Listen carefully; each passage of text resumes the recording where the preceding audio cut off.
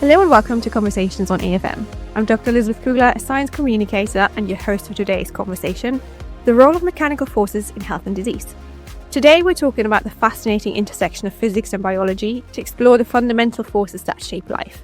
The research that we will talk about today uncovers how mechanical stress alters the material properties of living matter and influences the growth of cells and tissues. Our lovely guest today is Professor Dr. Elisabeth Fischer-Friedrich. She's the Heisenberg Professor at the Physics of Life Cluster of Excellence at the TU Dresden. She has a doctorate in physics and has worked at a multitude of prestigious institutions, including the Weizmann Institute of Science and the MPI for the Physics of Complex Systems. She's a winner of the Otto Hahn Medal in 2009 and the Hertha Sperner Prize in 2022. Welcome to you, Elisabeth. Yeah, thanks for having me. We're so excited to talk with you today about all things biology and biomechanics. So we kind of dive straight in, if that's okay, because your work is really highly interdisciplinary and it ranges from physics to biology and everything in between. And so the overarching aim is really to understand some fundamental questions of life. And we have quite a variety of different listeners. So their background might be biology, might be physics. But we thought to really set this scene, it would be great if you could introduce to them how mechanical stress influence the material properties of living matter and why it is important for biological function. So one important way in which mechanical stress influences the mechanical properties of biological material is through stress stiffening, or vice versa, stress softening. And stress stiffening relies on changes of the structure of the polymeric materials that most biological materials are made of. So we have stress stiffening, for instance, for extracellular matrix, collagen-based materials, for the ectomyosin network. And this is also something that we know from everyday life, polymeric materials such as rubber. But mechanical properties are also in general important for biological materials, not only through their dependence on stress.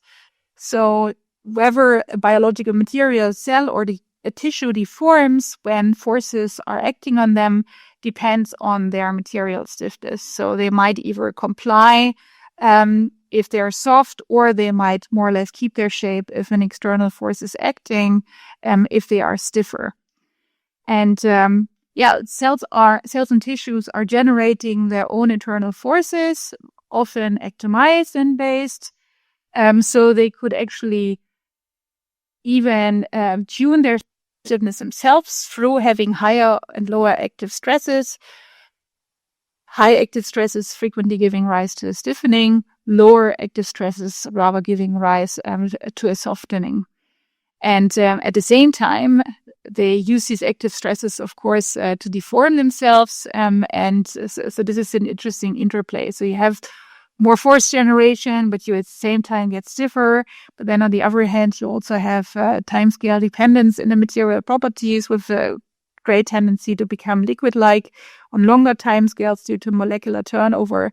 So we have here a very complex mechanical dynamical system that can give rise to quite a diversity in structure formation depending on the individual players, the time and then scales under consideration. It's so amazing to hear that there's so many different aspects and things to consider. And I think for someone who hasn't done it, like myself, I think it's very difficult to understand how you even measure kind of stiffness and these biomechanics in cells.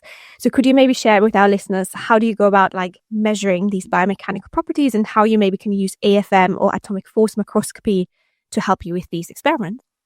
Yeah, so the concept is always the same, right? So we apply a deformation, typically a small one, and then we measure the force response of the cells, or like the forces necessary to do that, or vice versa. We apply small forces, and then through imaging, for instance, or just through seeing the height of the AFM cantilever, we read out the deformation of the material. And in order to interpret those experiments, one always needs an underlying mechanical model. So the most frequently used one for AFM indentation is the Hertz model, contact mechanics, and that assumes that we are simply indenting into an isotropic uniform material with a certain Young's modulus, a certain Poisson ratio, And so this essentially allows you to read out the mechanical stiffness necessary to poke into this material. So depending on what kind of indentar shape, pyramidal or spherical, you would have a different force response. But in a way, it's very simplistic. Usually people even assume that the material is incompressible. So we have a Poisson ratio of 0.5. This is convenient because then you can fit the force indentation curves of only one parameter. And that is often also more than enough. I mean, you also have the contact point that you're fitting. So it's not only one parameter, at least two. And this is also frequently more than enough to fit noisy biological data. You're using a lot of assumptions from the physics field where you, for example, say cells are isotropic. You have assumptions that you kind of model the cell along a shell. You really try and make the cell itself as simplified as possible. And then you use measurement techniques to kind of not only understand how the measurement tool, like the cantilever, responds, but also how the cells kind of respond to that. And you probably use like comparative studies, like comparing condition A to condition B, and then understand how they both relate to each other using physics models. Yeah, exactly. So, I mean, to break it down very much for lay people or people who are not into mechanics, at least. So we probe mechanics of the cells by poking into them, frequently using AFM indentation, or by squeezing them between two parallel plates. This could be also done by AFM, for instance. From an intuitive point of view, you can already guess that this measures something like a material stiffness. Physics tells us, okay, there is not just one stiffness parameter. In general, there are more, at least two, namely one that tells us about the mechanical resistance to changes in the aspect ratio of a solid body, and the other one would be changes in the volume of a solid material. And then it can become arbitrarily more complicated if we have a composite system that is consisting of several different materials, like the cell is, right? It does not only consist of one material layer, but it's a composite material. We have timescale dependent mechanical properties, so viscoelasticity. We have nonlinear material properties, possibly. That means the stiffness will change depending on how much we deform it, how much stress is already present in the system due to active stresses, for instance. So it's a lot to consider. Sometimes it's easiest to say we just poke into it. We see how difficult it is to poke, what's the force necessary, and then we get at least a rough idea of how difficult it is to deform it. And that would give us the classical apparent Young's modulus that people most of the times measure when they do AFM indentation. And then you can get more fancy and say, okay, we at least recognize that, for instance, non-adherent cells, their mechanics is dominated by the actin cortex, so the biopolymer network underneath the plasma membrane at the cell periphery, or at least our studies have supported this idea. It's not the only structure in the cell that gives contributions to this mechanical response, but it's a very important one, at least if the deformations are small. And then the shell model is a good model with not that many parameters. So the one parameter would be the pre-existing tension, and then the second parameter could be the modulus that determines how difficult it is to increase the surface area of the shell. Now we kind of want to switch to another topic, which is the basement membrane. This is a layer which lines the basal side of epithelial and endothelial cells, and it is important for the form and function of the surrounding tissues. We have spoken with one of our guests in episode 3, who was Professor Christina Kusser-Jörg, a little bit about the basement membrane and her research. But we would love to hear now from you how you study the basement membrane in your lab and what model and techniques you use to understand the basement membrane. Yeah, thanks. So the basement membrane is a really exciting new topic that emerged in the lab, thanks to the collaboration with Professor Christian Dahn, who is a biology professor here also at the Technical University of Dresden. And he approached me and said, "Hey, Elisabeth, like, shall we not look into the basal membrane in the wing disc of Drosophila larvae?" And that's how it started. And by now we have done several studies, so not only in the wing disc of larvae, but also in egg chambers. But maybe let me start, or first also for the listeners. So basal membranes are specialized extracellular matrix layers that are attached to the basal phase of epithelia. So epithelia are sheet-like tissues in our body, so they're actually quite a prevalent tissue type. So leaving out blood cells, most human cells in our body are actually epithelial cells. And they are polarized, so they have a top and a bottom. And at the lateral faces, they are adhered to neighboring cells. So actually, so it can be multi-layered epithelia. I'm rather thinking about monolayered epithelia now, to be fair. And so the top, we have the top surface, which is the apical surface. Frequently, there is a prominent ectomyosin cortex supporting structurally the inside of the cell at the apical phase. And at the bottom, in layman terms, so the basal side, we have possibly also ectomyosin cortex, depends on the epithelial type, but we have at the outside the specialized layer of extracellular matrix. And it also contains collagen, in particular collagen 4, and then the other important structural protein there is laminin. And they are forming a complex network also with other associated proteins that are cross-linking, changing material properties, etc. So I found it interesting because it's like having an outer actic cortex. So initially we were super interested in the actic cortex. Now we learned about the structure, which is like an inverse actin cortex at the outside of the cell. And what is interesting is that opposed to the actin cortex, which actually turns over molecularly quite fast, so on the timescales of minutes, so to explain turnover, it means we have polymerization and depolymerization going on all the time. So the network never falls apart, but individual polymer strands, they form and they decay. So this is one reason that why the ectomyosin cortex is actually behaving more like a liquid on longer time scales, such as minutes. So one can consider it as a very viscous fluid if one probes the material slowly, so on minutes or tens of minutes.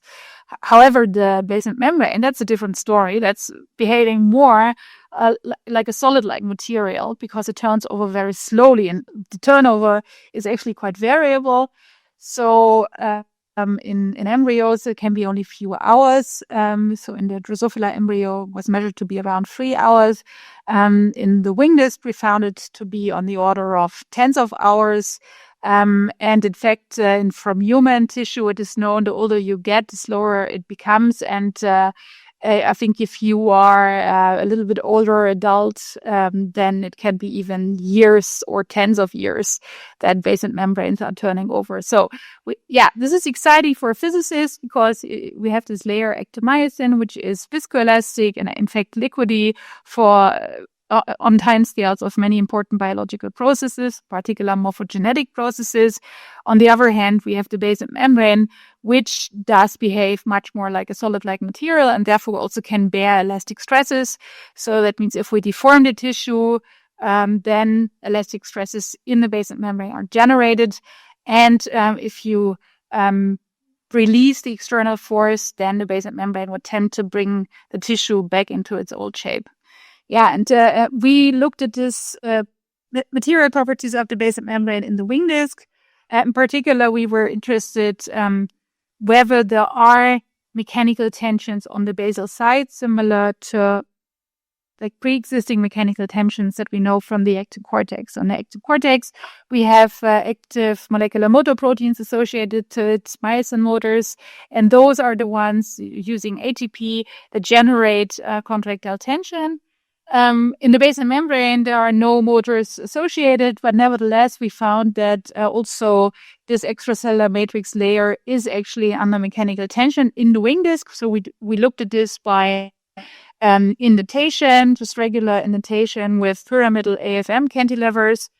And we initially had the idea to actually just do Hertz model indentation. Then we actually realized that those force indentation curves that we are getting there are not really looking like the typical force indentation curves that you would expect. So those should actually increase parabolically. So with the indentation, that's to the power of 2 for a pyramidal indenter. However, we saw that our force increases were rather looking linearly. So the Hertz model did not really match our observations. And that was hinting, or like looking at the literature, you can see that these linear increases is something that you would get if you are indenting in a pre-stressed sheet. So imagine, for instance, the sheet of a trampoline.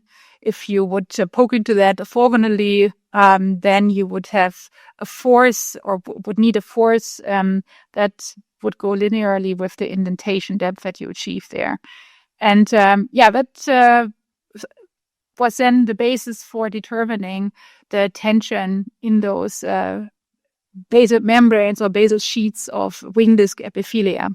And we found indeed actually that the tension values are quite similar to what we knew from ectomyosin cortex tensions in interface cells. And our study also showed that the tension that is generated there, so this is an elastic tension on the one hand. So it is present because the basal membrane is subject to an elastic stretch, but this elastic stretch is actually generated through the ectomyosin cytoskeleton in other parts of the cell, so presumably in particular the apical phase. So the tension that is there at this apical part is giving rise presumably to a hydrostatic pressure inside the epithelial cell, and that then actually stretches the basal membrane so that we have even an epithelial homeostasis, so there has been no deformation of the tissue from the outside. Still, the basal membrane is subject to a mechanical stretch. We are also interested in looking into this in other tissue types, and this is work in progress right now. That's amazing. Because also, like you said, if it changes with age, for example, I would also assume that it changes, for example, with inflammation or the disease conditions. So, for example, cancer, like you said, and kind of tissue stiffnesses. And you also picked up on one component of the cell, which is the actin cortex, which I personally absolutely love. And we obviously know that the biomechanics is super important for the actin cortex, and it plays a role in a variety of biological processes, such as, for example, cell division, migration, etc. And you had a recent paper where you actually spoke about the actin cortex, especially also with respect to the EMT or epithelial mesenchymal transition. And you really characterized the actin cortex and how it changes during the cell cycle. So could you maybe share with us, what role does the actin cortex play in general? How can it play a role in the EMT? And how does it play a role in the cell cycle? Yeah, so the actin cortex is something like on the scale of the cell, like the muscle of the cell. So it is a structure that can generate active forces. So the muscle in the body also contains a lot of ectomyosin. So it's essentially the same structure in the muscle, but on a much bigger scale. In the cell, we only have a very small thin layer of this underneath the plasma membrane, so in a non-muscle cell, right? So in a somatic cell, like, for instance, cervix epithelial HeLa cells that we frequently use in our studies, or actually in this study that you're mentioning, breast epithelial cells. So if they are not adherent, then we have the actin cytoskeleton concentrated underneath the plasma membrane in the form of the actin cortex. If the cells are adherent, then the structure or the structures of actin are more diverse. We have stress fibers developing, and actin cortex, in addition, we have focal adhesions and so forth. So actually we decided to make things a little bit more uniform in terms of the actin cytoskeleton. We decided to measure non-adherent cells, and that also allowed us to determine surface tension in the study by deforming the cell away from this spherical shape, or actually from shape of minimal surface area determined by surface tension. So in this way, we could measure surface tension and as well the rigidity of this actin cortex shell at the periphery. And there we saw, not only in this study that you're referring to, but also in earlier work, that during the cell cycle evolving towards mitosis, we have an increase of the surface tension due to higher actomyosin contractility in the actin cortex.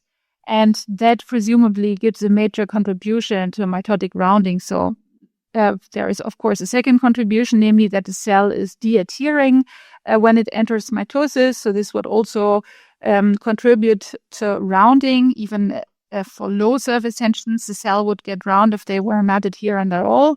So as long as it's not zero, surface tension would drive the cell into the shape of minimal surface area, which is a sphere. But if we still have a little bit of adhesion, then it helps if surface tension actually increases and then starts to dominate the morphogenetic processes of the cell and drives it into a spherical shape. So that's our reasoning.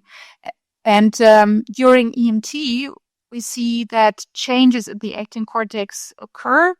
So interestingly opposite in interphase and mitosis. So in interphase, we found a softening and a decrease in surface tension, while in mitosis, the other way around. For several cell lines there, we have an increased actomyosin contractility, increased surface tension, and also increased actin cortex stiffness. And we could also see that this is likely because activity of certain molecules changes. So regulators of the actin cortex, Rho-GTPases, have different activity levels before and after EMT. So before EMT, we have, at least in the cell lines that we looked at, high Rho-A activity, so Rho-A rather than REC1. So we looked at Rho-A versus REC1 activity in particular. So before EMT, Rho-A activity was much more prominent. After EMT, REC1 activity was more prominent. Rho-A activity was downregulated. And that was contributing to these mechanical changes of the cortex. So in the interface, cells, in particular, REC1 activity increase leads to more ALP2-free generated actin at the cortex. And interestingly, this ALP2-free activity rise leads to softening. So although it polymerizes actin and can actually also enhance the abundance of actin at the cortex, this actually rather leads to a softening, which I find quite interesting and unintuitive. Was not published by us first, this finding, but by the lab of Claire Waterman, as far as I remember. So we could show this is also true for breast epithelial cells in our AFM assay. And we found that then in mitosis, actually there is the opposite trend. So possibly again, through REC1 activity increase, we have now a stiffening and more contractile cortex. And it is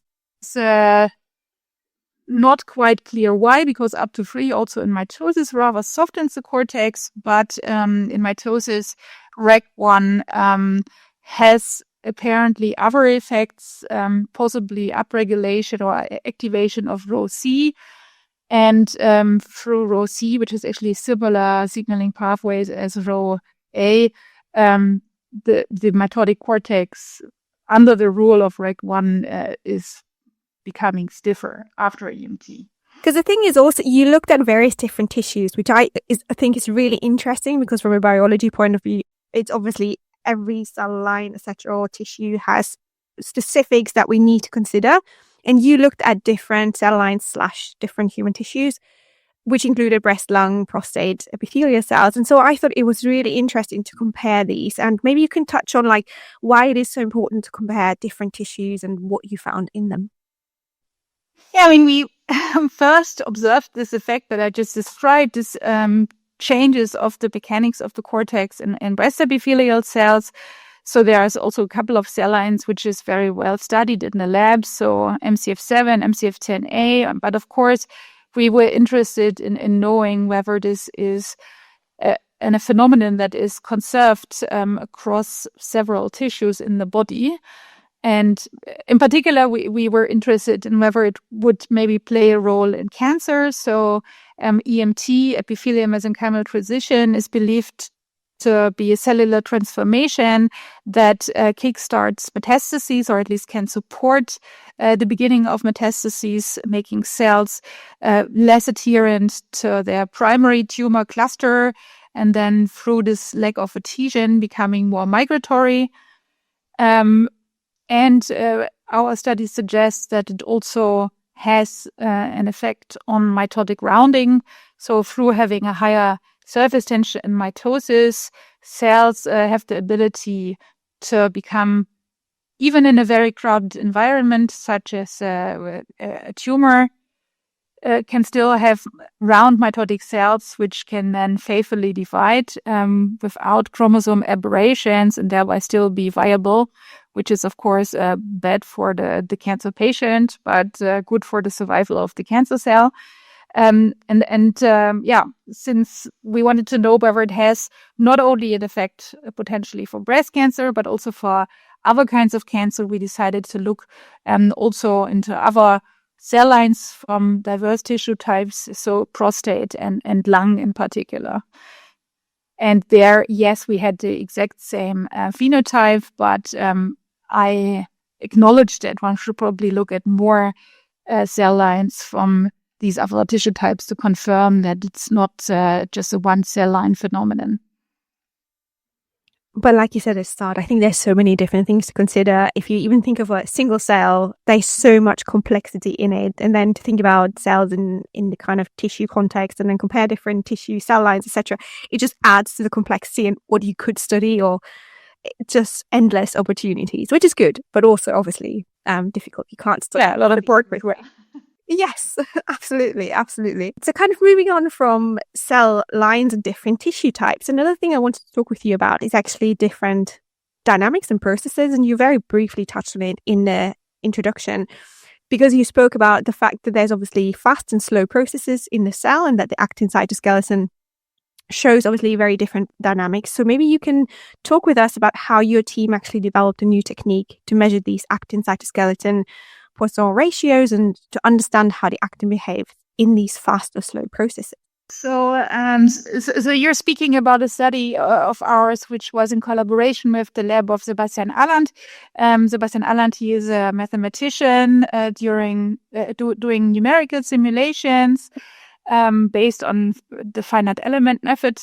And the collaboration with him gave the unique opportunity to look in very great detail how the actin cortex shell is deforming when put between two parallel surfaces, which are moving towards one another. So in this way, we called it cell squeezing assay. So essentially, we have the cell already confined from the start. So typically with a retracted AFM cantilever. That is then what we considered as our reference shape from an elasticity point of view, or also viscoelasticity point of view. And then we were bringing the cantilever a certain amount down, a small amount down, to deform this actin cortex shell away from this reference shape. And then not assuming from the start that we have an incompressible material, we wanted to actually measure two elastic moduli or viscoelastic moduli that characterize this mechanical system, the actin cortex. So, it's a bit challenging from a conceptual point of view to explain it. So essentially, if you start from different confinement heights in the beginning, so not just the retracted AFM cantilever state, which would be around 15 micrometer height, right? But also starting from already more confined shapes in the beginning with a lower cantilever height, then doing a small, we called it compression step, so uniaxial compression step, would deform the actin cortex shell in different ways. So if the cantilever is high, we start from an almost spherical shape, and then we have a combination of shear and bulk deformation of the actin cortex shell.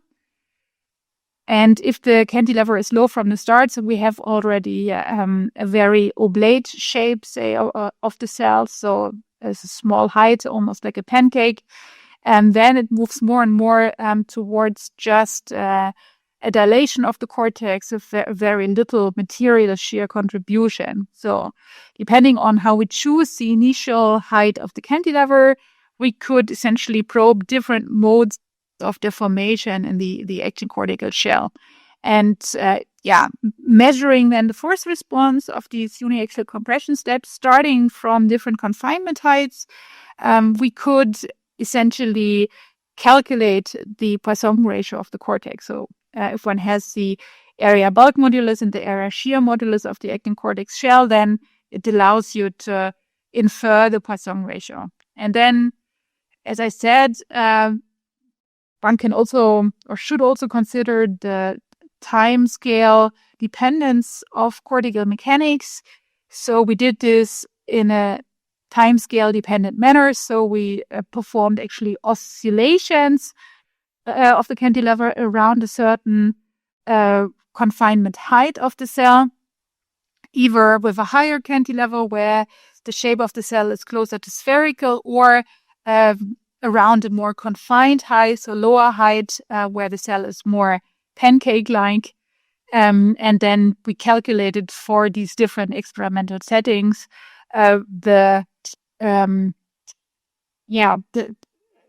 what kind of material properties corresponds to the measured response, so Poisson ratio and an area bulk modulus, or vice versa, Young's modulus of the shell. And we found that we actually, for larger timescales, so slow probing of the actin cortex, slow deformation of the actin cortex, the Poisson ratio is indeed close to 0.5, as everybody usually simply assumes in the publications. It's a priori not at all clear from my point of view.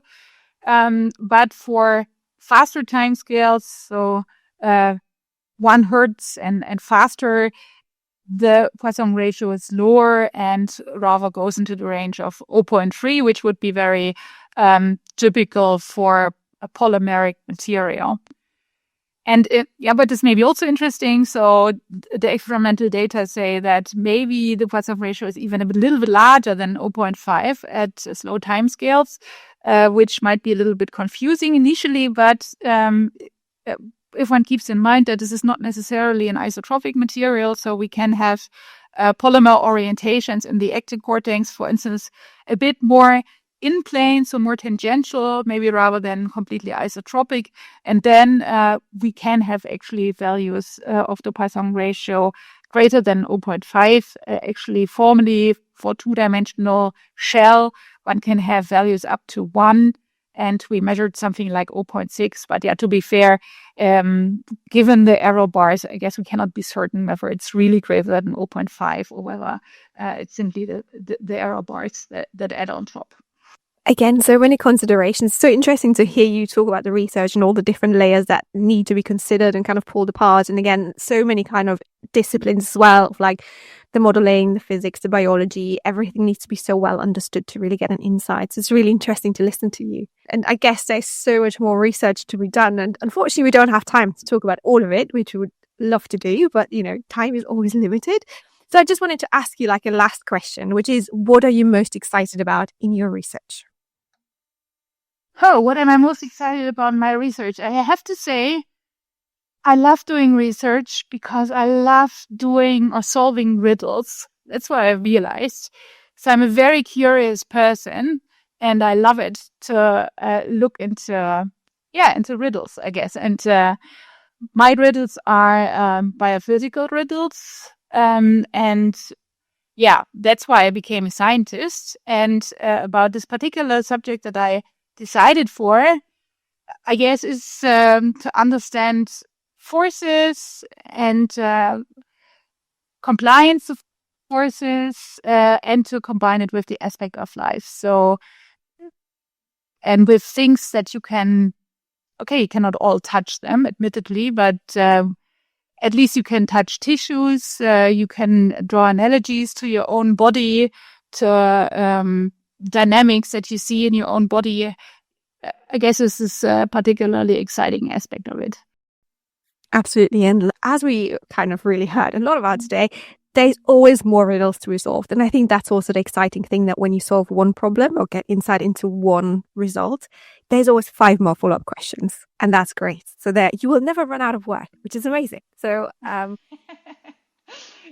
yeah, that might be a threat for some people. They never run out of work. But I guess scientists are, in fact, quite happy about it. Yeah, you have to keep it fresh, right? So it's always good. Science is never done. There's always more to do, which is great. And so to our listeners, this is all that we unfortunately have time for today. But we have heard so much from Professor Fischer-Friedrich about her work, and how her work really spans various aspects of fundamental biomechanics, from the actin cortex to the basement membrane. We have spoken about tissue cell lines, we have spoken about cancer, we have also spoken about Drosophila wing discs. So we have really covered a whole lot of different aspects.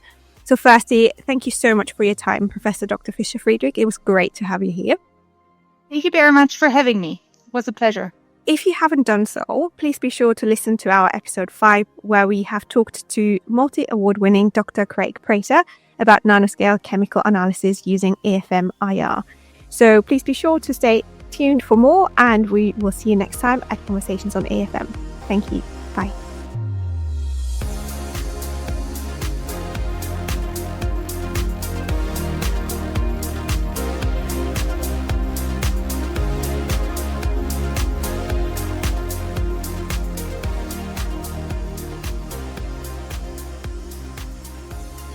This podcast was sponsored by Bruker Nanosurface and Metrology Division. Bruker is a manufacturer of scientific instruments for life sciences and materials research, as well as for industrial and applied analysis.